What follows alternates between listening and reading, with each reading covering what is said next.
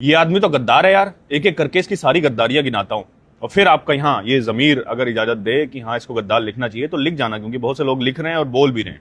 सारी गद्दारियां गिनाता हूं। एक गिलास पानी अगर कोई किसी प्यासे को देता है तो हम उसे इंसान कहते हैं, लेकिन कोई लाखों लीटर पानी देकर पूरे राज्य की पानी की कमी कोई पूरा कर दे तो उसको क्या कहेंगे? सारा कुछ बताता हूं। लद्दाख का एक वैज्ञानिक जो इंजीनियर है, इनोवेटर है, एजुकेशनल रिफॉर्मर है, पढ़ाई तो सब करते हैं लेकिन उस पढ़ाई को अपनी जिंदगी में प्रैक्टिकल बनाकर इस्तेमाल कैसा किया जाता है बंदे ने बताया। लद्दाख की कितनी सारी परेशानियों को अपनी तकनीक से हल कर दिया। 5% बच्चे पास होते थे, एक स्कूल बनाया 1988 में, और एजुकेशन को पता है कहां से कहां ले आया? 5% जहां पास होते थे वहां से 75% पास होने लगे। हम सब जानते हैं कि लद्दाख में पानी की प्रॉब्लम है।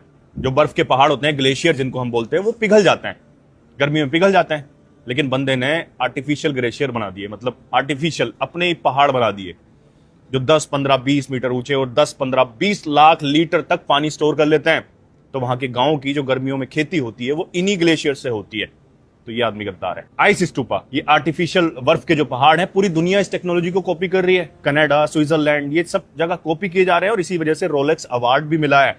तो इतना देश का नाम बाहर रोशन करने वाला गद्दार तो है ही। सोलर हीटेड बिल्डिंग्स बनाई जहां -30 डिग्री, आप सोचते हो 0 डिग्री पे बर्फ जम जाती है, -30 कितना होता है, कैसे रहेंगे लोग?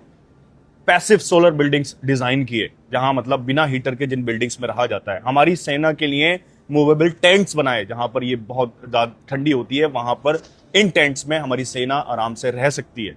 तो ऐसा करने वाला बंदा गद्दार तो है ही। 2021 में HIAL, Himalayan institute of alternatives, एक ऐसी यूनिवर्सिटी जो विदाउट डिग्री, मतलब आओ और सीखो, हाथ से काम करके सीखो, जहां पर किताबों से नहीं प्रॉब्लम सॉल्व करके सिखाया जाता है।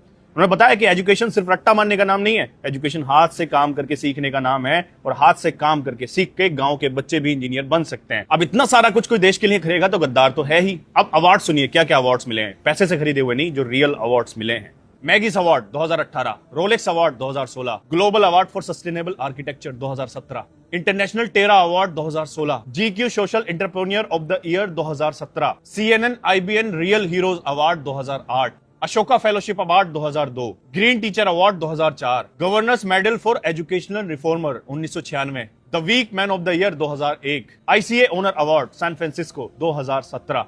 इतने सारे अवार्ड जो पैसों से खरीदे नहीं है, मतलब कुछ तो किया होगा ना, सिर्फ अपने लिए नहीं, दूसरों के लिए, सोशल रिफॉर्मर, एजुकेशन रिफॉर्मर, लोगों के लिए भलाई की है, अपने देश की भलाई की है। अपने देश की इतनी सारी भलाई करने के बाद भी अगर किसी को गद्दार कहा जा रहा है तो ये सोचने वाली बात है।